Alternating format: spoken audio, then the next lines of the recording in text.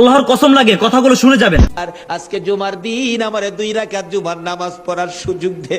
ও নবীর উম্মতেরা, নবীর আশিকেরা, হুসাইনের আশিকেরা গো, এই 2 রাকাত নামাজ জুমার নামাজ ছাইরো না, আমার নবীর শাফায়াত নসিব হবে না। রক্তে লাল হইয়া যদি হুসাইন 2 রাকাত জুমার নামাজ পড়তে পারে গো, আজকাল থেকে কথা দিতে হবে জীবনে কোনোদিন জুমার নামাজ ছাড়তে পারবা না। জুমার নামাজ আদায় করতে সময়টুকুন দিলে নামাজ শুরু করে দিলেন, রুকু সিজদার কাজ শেষ করে তাশাহুদে বসে সালাম ফিরানের আগ পর্যন্ত কাছাকাছি বসে বসে এই যদি সৈন্যরা নামাজের ভিতরে প্রত্যক্ষদর্শীরা বলেন এক একটা করে তীর মারে হুসাইনের গায়ে। ডান দিক দিয়া যদি তীরটা মারতো, বাম দিক দিয়া বেরিয়ে যাইতো, সামনে দিয়া মারলে পিছন দিয়া বেরিয়ে যায়, এই কিসিমের তীর গো নামাজের ভিতরে বাহুতুরটা তীর লাগাইছে।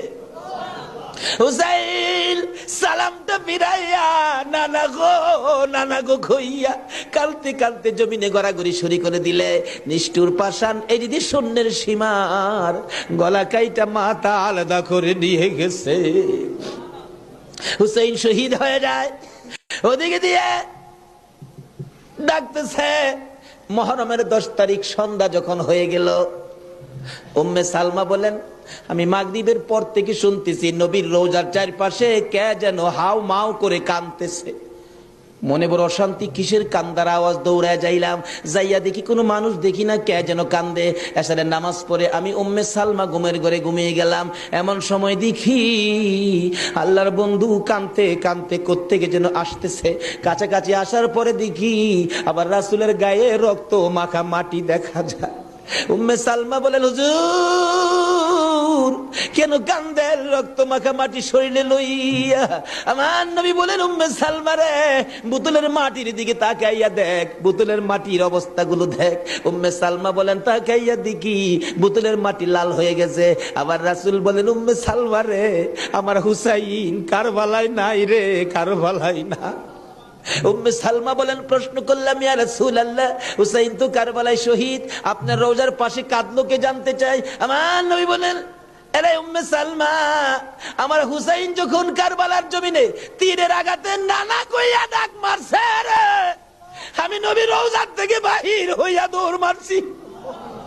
ওই সময় রহমতের ফেরেশতারা আমার রওজার পাশে বসে বসে কাঁদছে। আমি কারবালায় যাইয়া দেখি আমার হুসাইন তীরের আঘাতে রে নানা নানা কইয়া গড়াগড়ি করে। আমি হুসাইনকে আনজায়া ধরছি। হুসাইন তীরের আঘাতে যতটা গৈর দিছে রে, আমি রাসূল হুসাইনের সাথে ততটা গৈর কারবালার জমিনে দিয়েছি।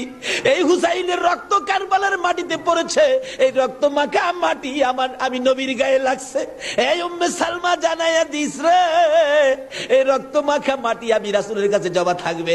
আসরের জমিন যেদিন গায়েব হবে, আমি আমার মাওলার দরবারে হুসাইনের রক্ত মাখা মাটিগুলি তুলে ধরবো। মাবুদ, আমার মেয়ে ফাতেমা সন্তান কুরবানি করেছে আমার উম্মতের নাজাতের জন্য। এই যে দেখো হুসাইনের কারবালার রক্ত মাখা মাটি তুলে ধরলাম, আর ফাতেমা হুসাইনের মাথাটুকু লইয়া দাঁড়াইয়া বলবে আমি হুসাইনের মাথাটুকু তুলে ধরলাম। মাবুদ গো, এর বিনিময়ে আমার বাবার উম্মতের মাফ করে দাও।